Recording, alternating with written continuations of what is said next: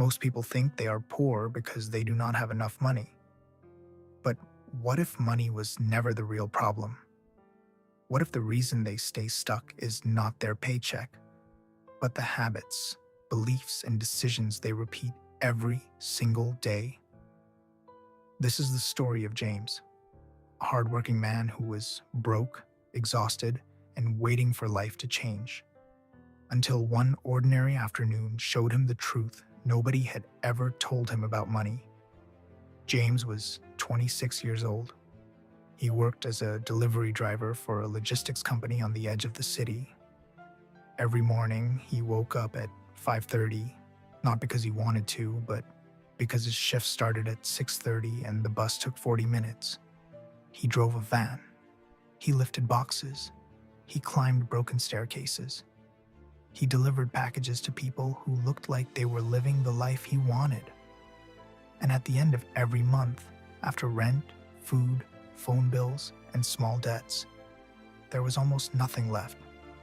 But James was not lazy. He worked hard, harder than most people around him. His supervisor trusted him. His co-workers respected him. Customers recognized him. But James was still broke. And every night, he told himself the same story. If I just had more money, everything would change. If he had capital, he would start something. If he had a connection, he would move forward.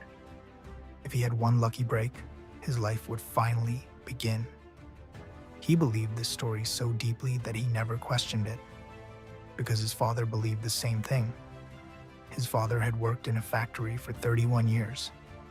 A good man, an honest man, a man who never missed work and always believed that one day something would change. One day, the overtime would be enough. One day, the bonus would help. One day, luck would finally arrive. But his father died at 59, still in debt, still in the same small house, still waiting for the break that never came. And without realizing it, James was living the same life. Different job, different city, same story. Then one afternoon, while making his last delivery of the day, James entered a small office building on the east side of town. He dropped off a package, and as he walked down the hallway, he passed an open door. Inside the room sat a man in his early 50s, writing slowly in a notebook. James recognized him immediately. His name was Victor. Victor owned 3 businesses in the city: a logistics company, a rental business, and a training center for young workers. But what caught James's attention was not Victor. It was the photograph on his desk. An old picture of a young man sitting on a mattress in a tiny room. Bare walls, one window, no furniture, no comfort, nothing.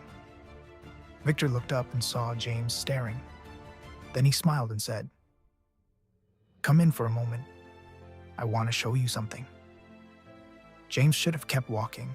He had a bus to catch, another shift tomorrow, a tired body, and a long evening ahead. But something in Victor's voice made him step inside.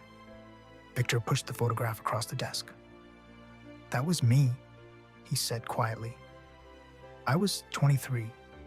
I had $11 in my pocket. No job, no plan, and nowhere to go." James looked at the photo. Then he looked at Victor. The distance between the two men felt impossible. "How?" James asked. "How did you go from that to this?" Victor leaned back. "I can tell you in one sentence," he said, "but you will not believe it yet." He opened his notebook and drew a line down the middle of the page. On one side, he wrote, "What I used to believe." On the other side, he wrote, "What I learned was true." Then he looked at James and said, "You think you are poor because you do not have money. I used to think the same thing. But money is not the cause of poverty. Money is the result." James said nothing. Victor continued, "The real cause is invisible. It lives in the way you think, the way you spend your time, the choices you make on an ordinary day when nobody is watching. Then Victor wrote 4 words on the page: lottery, comfort, time, circle. These, he said, are the 4 traps that kept me poor for years. The first trap is the lottery mind.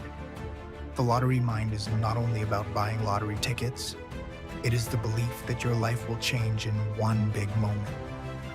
One lucky break, one perfect opportunity, one person who discovers you, one day when everything suddenly becomes easy. So you wait.